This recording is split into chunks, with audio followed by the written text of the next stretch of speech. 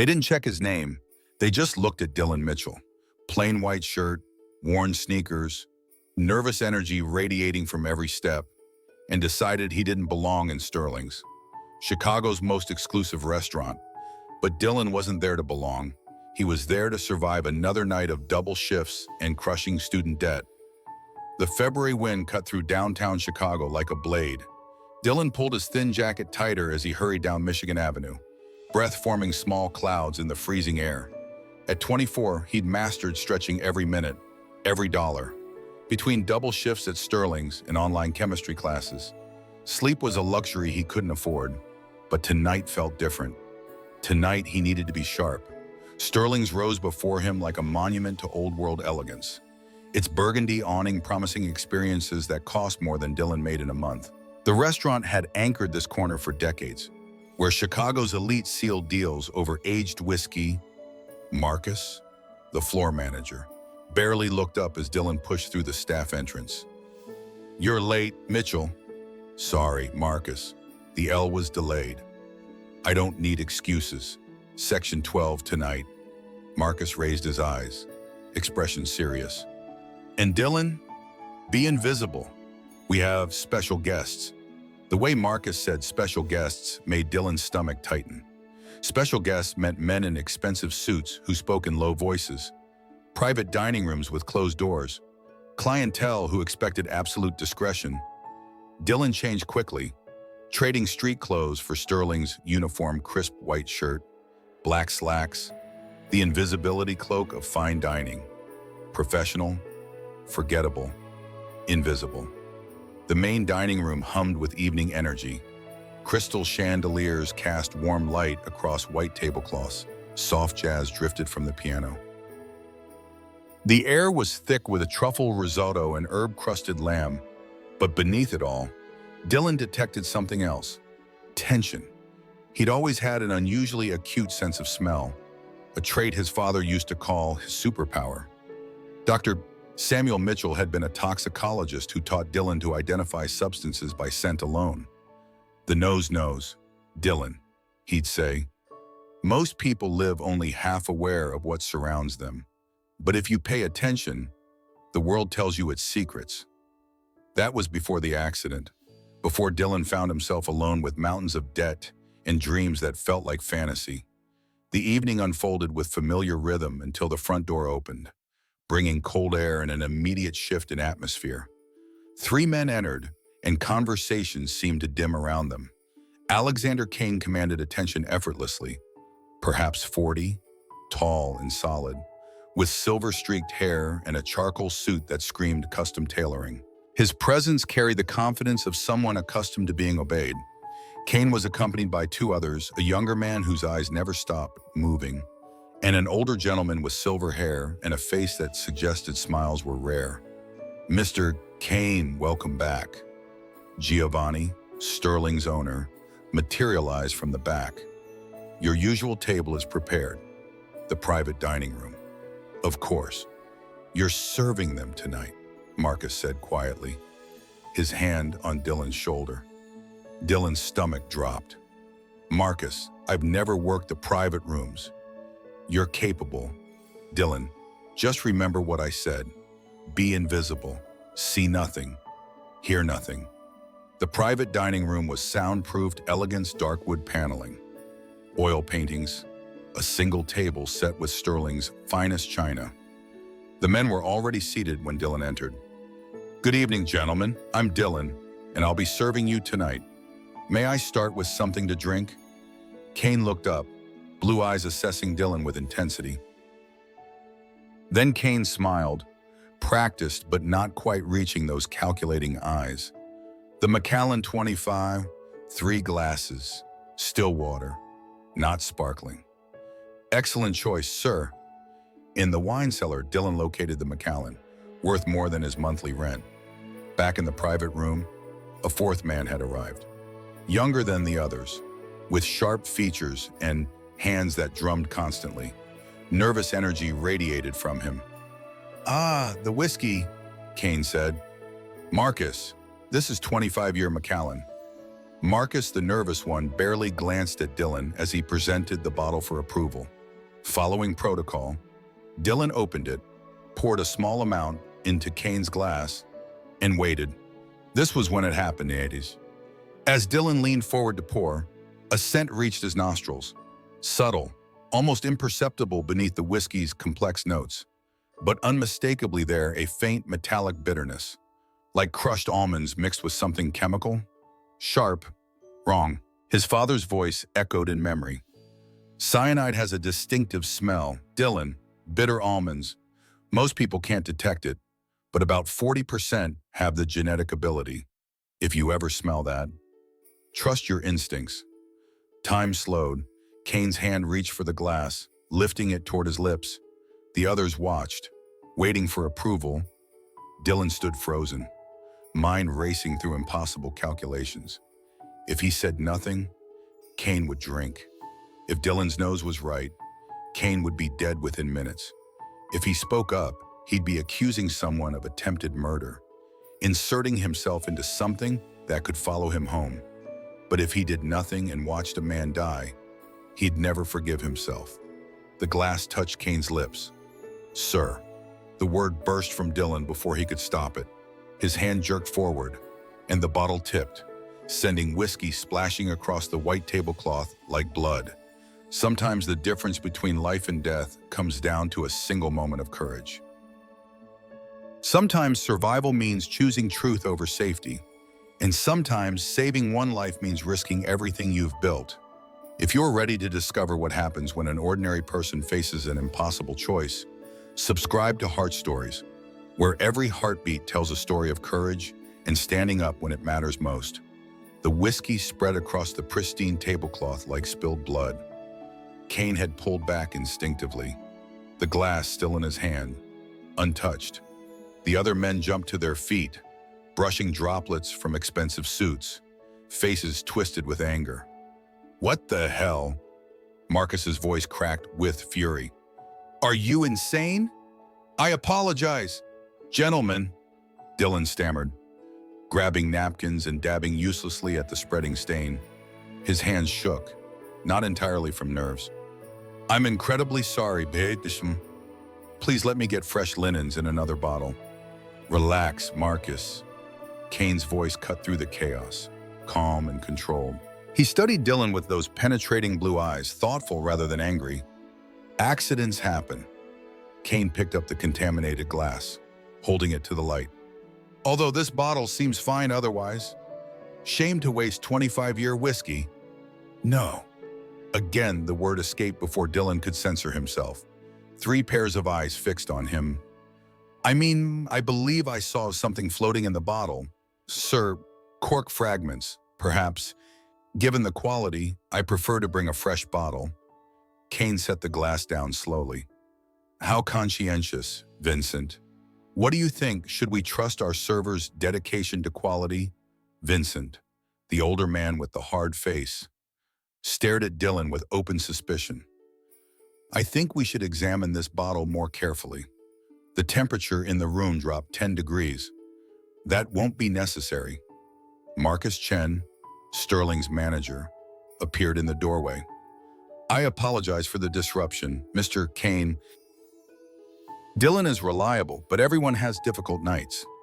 "Actually, ma'am," Kane said, his eyes never leaving Dylan's face. "I'd prefer if he stayed, but yes, bring us fresh linens and a new bottle. And perhaps you could explain to me, Dylan, how someone your age develops such a refined palate for whiskey quality." "I'm 24, sir, and yet you can detect contamination by scent from several feet away. Impressive background in chemistry." Perhaps there was challenge in those words. A test. Dylan felt the weight of multiple gazes assessing, calculating. He thought of his tiny apartment, of student loans, of his father, who died in what police called an accident. "My father was a scientist, sir. He taught me to pay attention to details, to trust my senses. In his line of work, being observant could mean the difference between success and failure." Something shifted in Kane's expression. Recognition, perhaps. A scientist. What field? Chemistry, sir. Specifically, toxicology. The room fell silent. Marcus had gone very still. Vincent's eyes narrowed dangerously, and Kane leaned back, a slow smile spreading across his face. Toxicology, he repeated softly. How remarkably convenient. Dylan spent the next 2 hours in careful terror. He brought fresh linens, a new bottle that smelled clean, served courses with mechanical precision while trying not to think about what he'd witnessed. Marcus had disappeared after making excuses. Vincent watched Dylan's every move with hostility, and Kane studied him like a puzzle demanding solution. When they finally left, Dylan felt like he'd aged years. He changed in the locker room, hands still trembling. "You look like hell," Sophia said, appearing beside his locker. "What happened?" Dylan met his friend's concerned eyes. "I think I just walked into something way over my head." The February cold hit him when he stepped outside, but Dylan welcomed it. He'd walked 2 blocks toward the L station when he realized someone was following him. Then a car pulled alongside him, the same black town car that had carried Kane away from Sterling's. The rear window rolled down smoothly. "Get in," Kane said. It wasn't a request. Vincent emerged from shadows behind Dylan, blocking retreat. Dylan was trapped on a Chicago street at midnight. "I just want to go home," Dylan said, his voice shaking. "And you will. I'm going to be direct because I think you're smart enough for directness. You saved my life tonight. You recognized something most people wouldn't notice, and you acted despite obvious risks. That took courage. It also made you very interesting to me. I don't want to be interesting to you." Kane smiled, genuine this time. "Too late. Now get in. We need to talk." Dylan looked at Vincent, then at Kane, then at the empty street. He thought of his father, of the life he'd worked to build, and he thought of the bitter almond scent, and what would have happened if he'd chosen to stay invisible. He got in the car. The interior smelled of leather and expensive cologne. Dylan sat rigidly, keeping maximum distance from Kane while Vincent took the front seat. "Where are we going?" "Rogers Park, as promised. Your address is 1247 West Pratt Avenue, apartment 3B. "Correct." The fact that Kane knew where Dylan lived sent ice through his veins. "How did you..." "Dylan, let's establish something. I make it my business to know things. It's how I've survived this long." Kane scrolled through his phone casually. "You impressed me tonight, not just with your senses, but with quick thinking under pressure. I just didn't want anyone to get hurt." "Yes, and that's what makes you different. Most people would have looked away." Kane's voice softened. "Your father was remarkable. Dr. Samuel Mitchell, one of Chicago's finest toxicologists. He consulted for hospitals, pharmaceutical companies, law enforcement. He had a gift for identifying compounds others missed, much like his son." The car turned onto Lakeshore Drive, heading north. The lake stretched black beside them, dotted with emergency lights. "7 years ago," Kane continued, "your father was hired to analyze samples for a pharmaceutical company. Routine quality control, or so he thought. But he discovered irregularities, contamination that seemed deliberate rather than accidental." Dylan's hands clenched. "How do you know about that?" "Because the company he was investigating had connections to people I know. Your father was thorough, honest, and unfortunately for him, incorruptible. He planned to report his findings." Kane's expression was unreadable. 2 weeks later, there was a gas leak in his laboratory. The words hit Dylan like physical blows.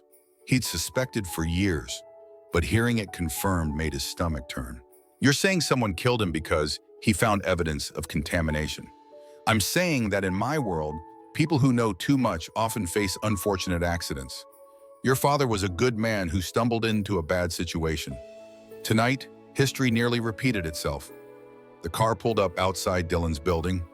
Kane reached into his jacket, withdrew a business card, plain white with nothing but a phone number embossed in black. "If you notice anything unusual, if you feel threatened, You call this number. Anytime, day or night. Dylan took the card reluctantly. And if I don't want your protection, if I just want my normal life back. Kane's smile held no warmth. Normal ended the moment you smelled bitter almonds in that whiskey.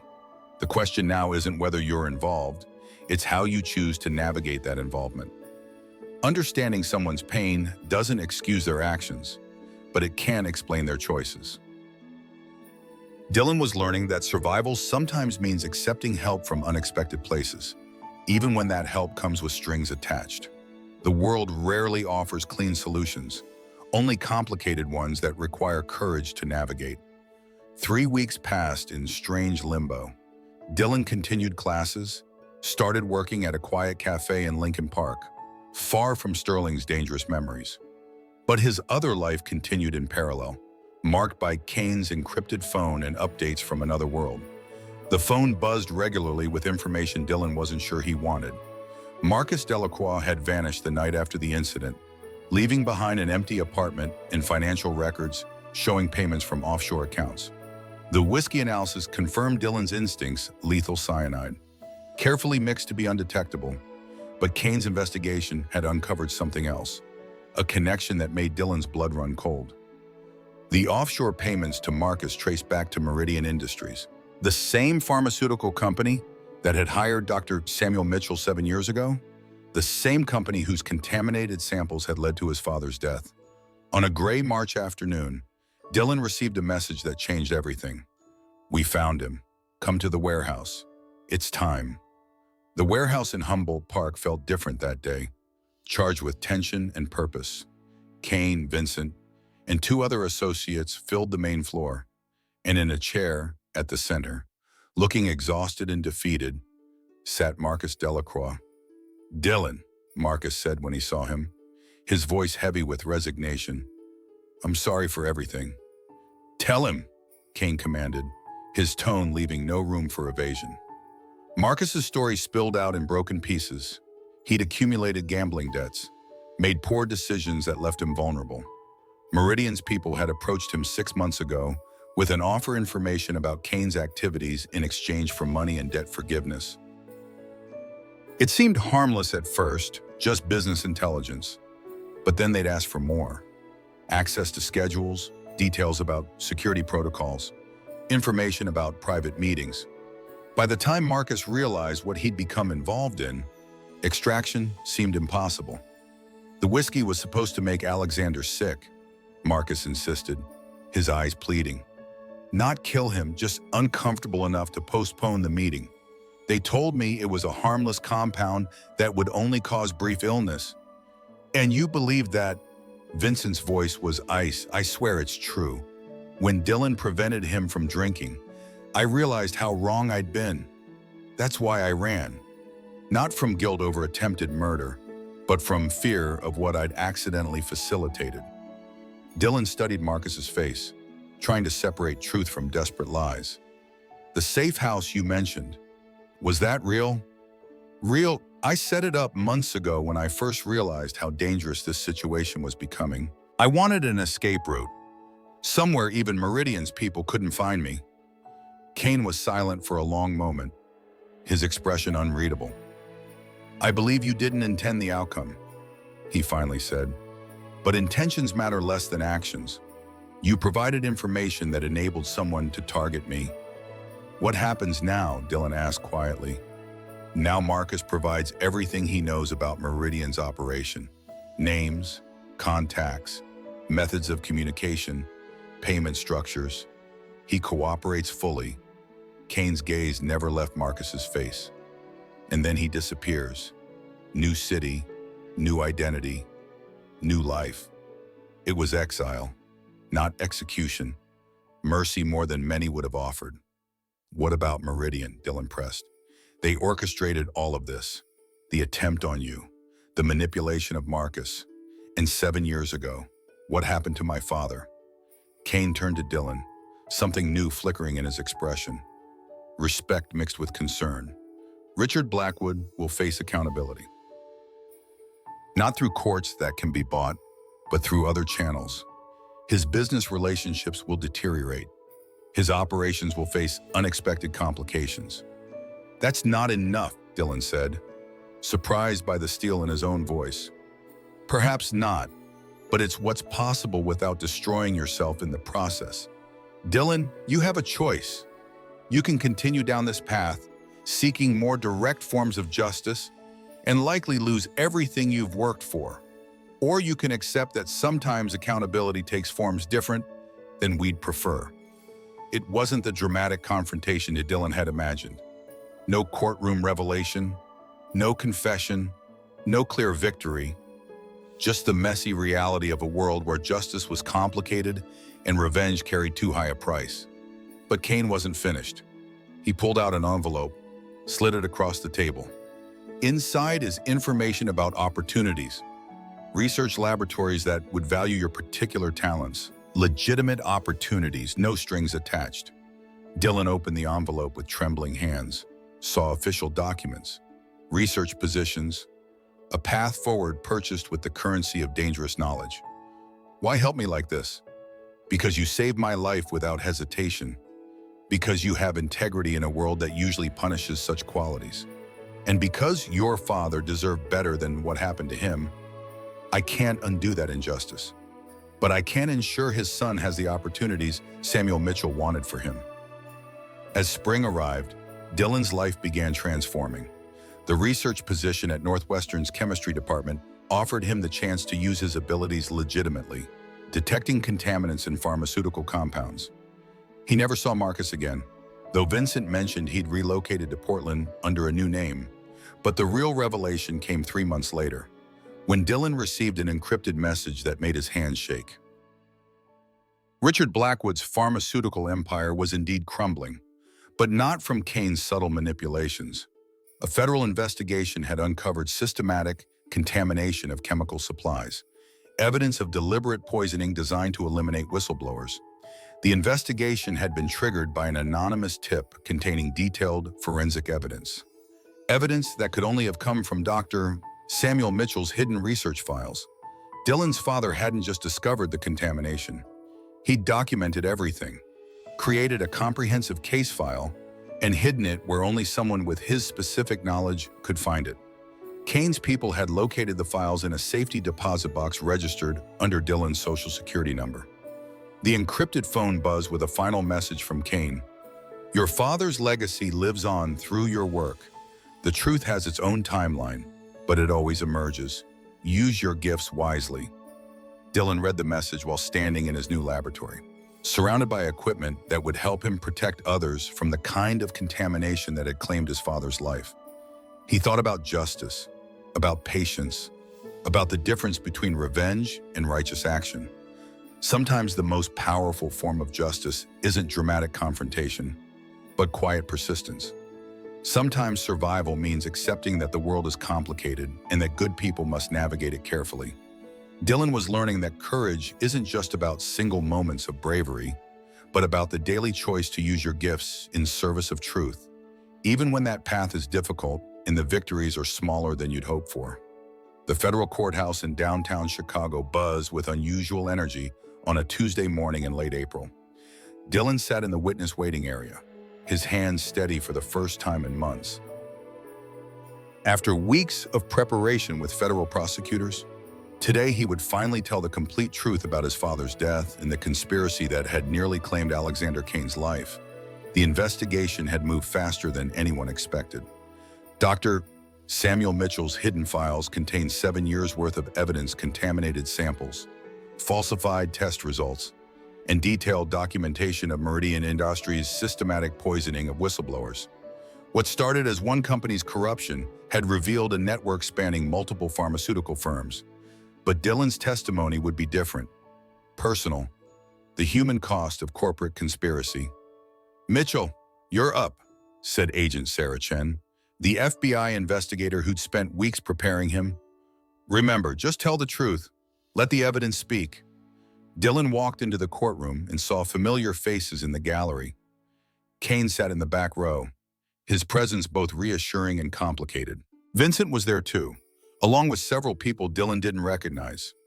And in the front row, wearing a simple black dress, sat Dr. Elizabeth Harper, his father's former research partner, the prosecutor, Assistant U.S. Attorney Michael Rodriguez, led Dillon through his testimony with careful precision.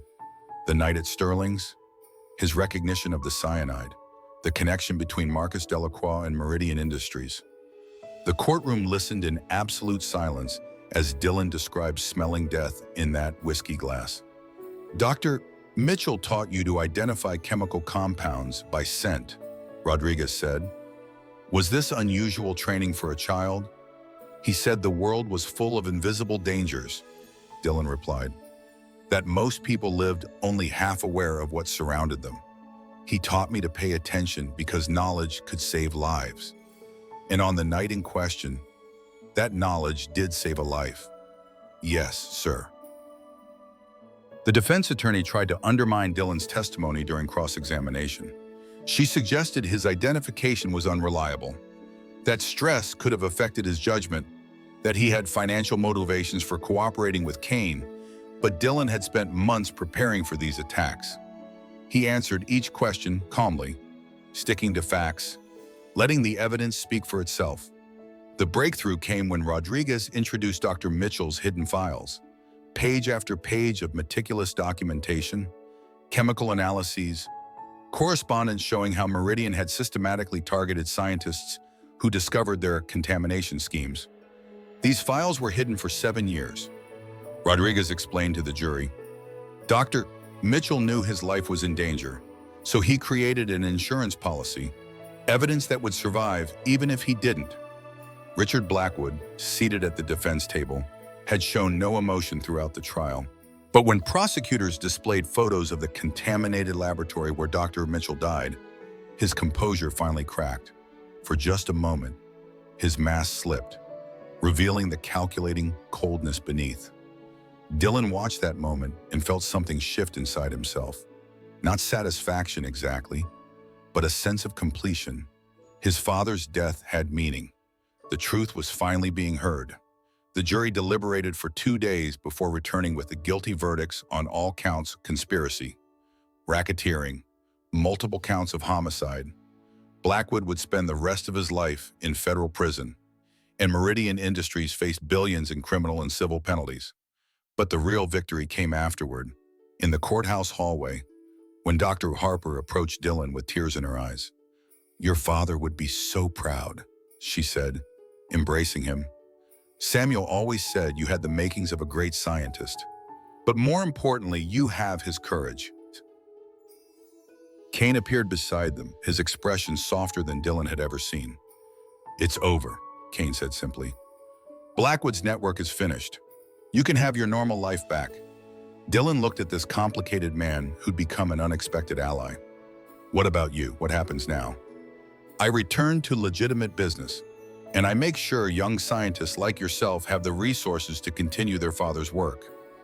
6 months later, Dillon stood in his new laboratory at the University of Chicago, part of a research team developing faster methods for detecting contamination in pharmaceutical supplies. The work was challenging, meaningful, and completely legal. His father's insurance settlement, combined with Cain's discreetly provided scholarship fund, had freed him from financial worry. He kept the encrypted phone, though it rarely buzzed now. Occasionally, Cain would send brief updates about his transition to legitimate business, or news about former associates finding new lives. The laboratory where Dillon worked was named the Samuel Mitchell Center for Chemical Safety. On the wall hung a photo of his father at work, surrounded by the equipment he'd used to protect people from invisible dangers. Dillon often thought about that night at Sterling's, about the choice between safety and truth, between invisibility and action. He'd learned that justice sometimes comes slowly, that courage isn't always dramatic, and that the most important battles are often fought in laboratories and courtrooms rather than back alleys. But he'd also learned that some fights are worth having, no matter the kattihut. That knowledge truly is power when wielded by people with the courage to speak truth to those who'd rather keep it hidden. And that sometimes the greatest tribute to someone's memory isn't revenge, but continuing their work with integrity and determination. The bitter almond scent would always remind Dillon of the night everything changed. But now it also reminded him of his own strength, his capacity for courage, and the power of choosing to act when silence would have been easier.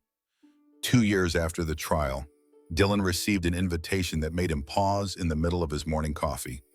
Elegant cardstock, embossed lettering, formally requesting his presence at the opening of the Samuel Mitchell Foundation for Scientific Integrity.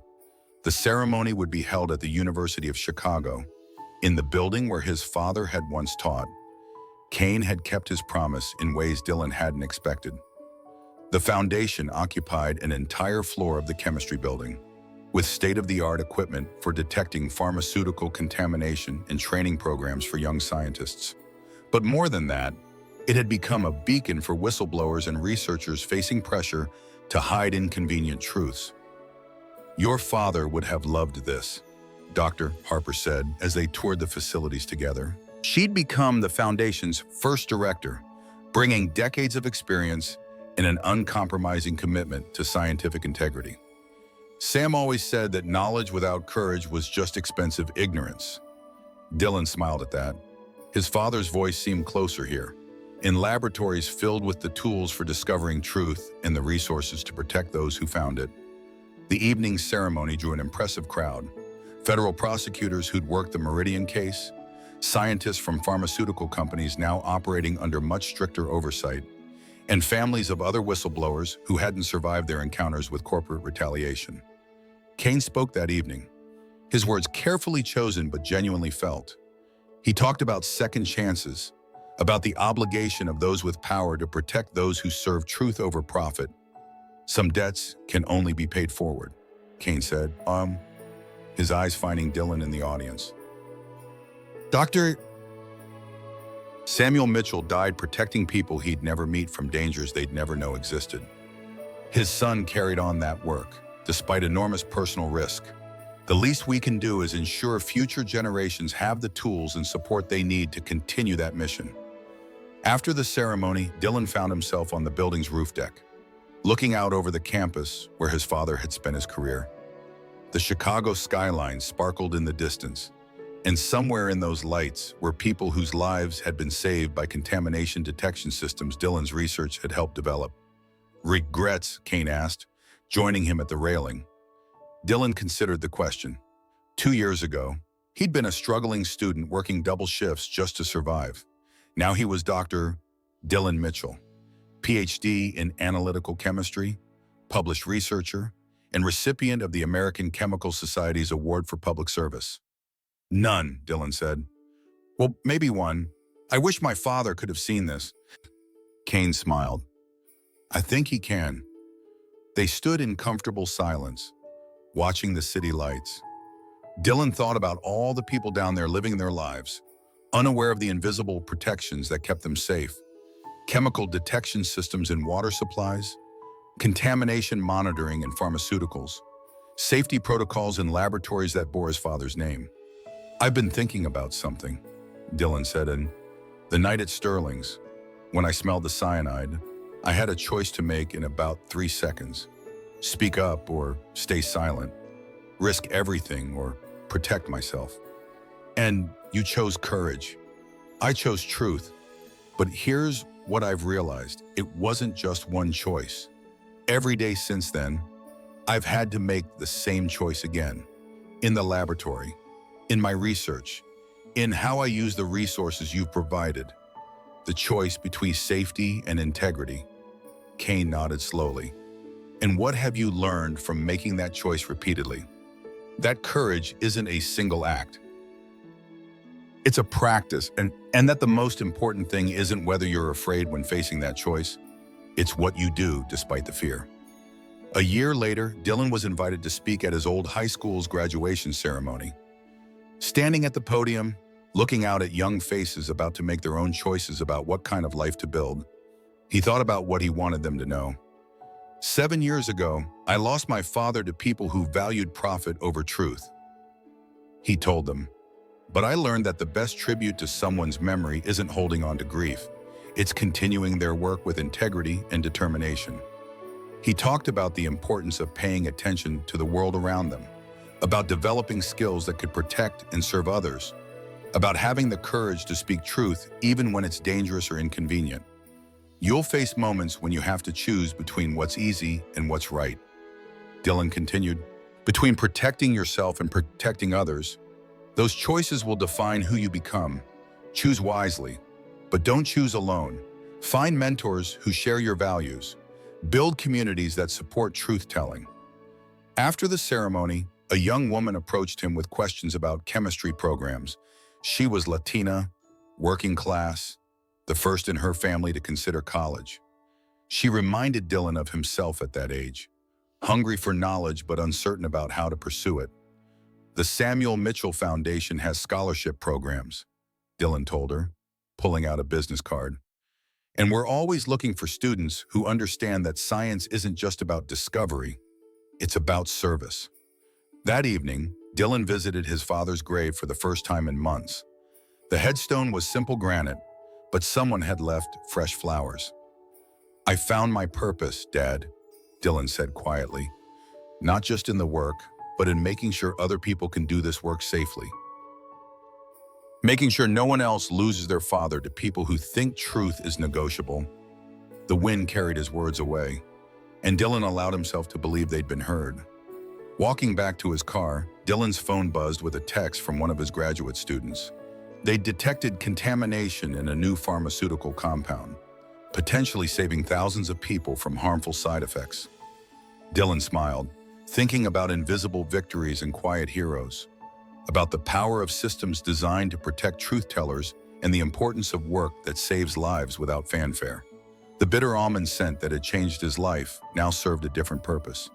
It reminded him not just of danger survived, but of purpose found, of courage practiced daily, and of the satisfaction that comes from using your gifts in service of others. How do we measure a life well lived? Is it by the recognition we receive, or by the people we protect who never know our names? Dylan had learned that the most meaningful victories are often invisible ones, that justice sometimes comes quietly through changed systems rather than dramatic confrontations, and that the greatest tribute to someone's legacy is ensuring their work continues through others who share their values. What legacy are you building through your daily choices? What truth are you protecting, even when it's difficult?